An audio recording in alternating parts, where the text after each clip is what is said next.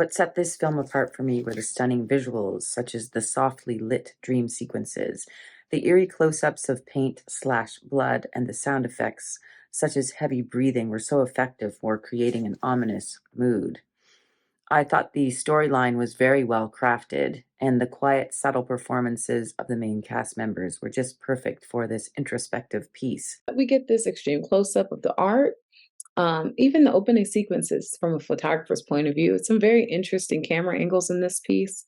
Um, this film presents a lot of complex emotional performances and really beautifully artistic shots. One that comes to mind was the silhouette shot of her with the sunlight in the background during the dream sequence. It was really, really beautifully done, and there were several shots in this film that I just thought, oh, this whoever's shooting this is a really interesting artistic eye.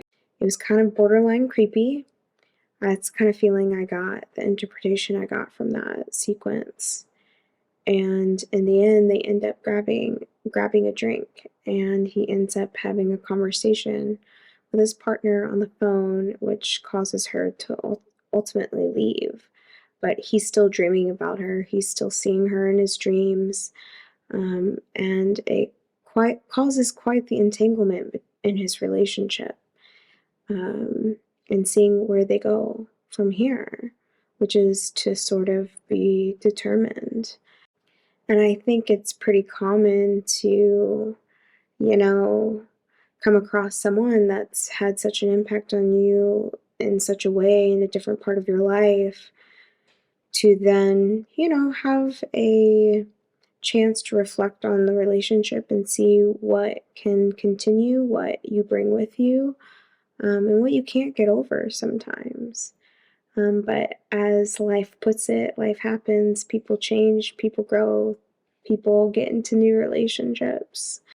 You definitely have to watch it multiple times because after that ending, it felt like the entire film got flipped on its head in the sense that the way it was framed, initially I thought this was a story about a husband being unfaithful uh, and pursuing old flame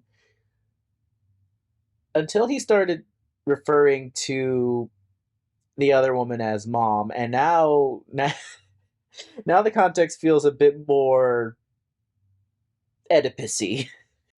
How one sentence can change the entire context of a story.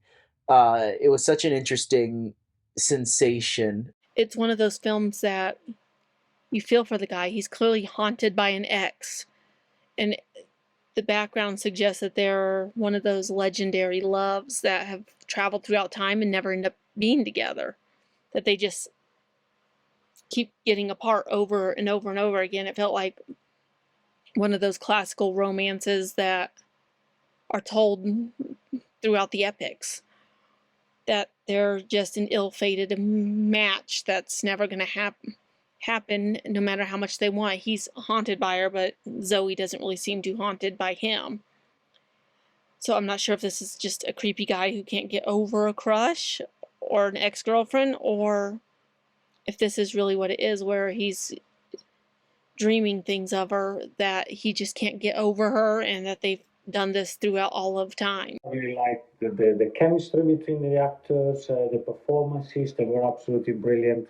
And I also like the way how this movie transitioned from a regular, I would say, storyline until the ending, which is very surrealistic, very. It takes us back in time into the ancient Greece. So overall, I think overall. It was a very well done shot with a lot of effort into the costume and set design, and on top of that, there was a high production value. Really, really brilliant and fantastic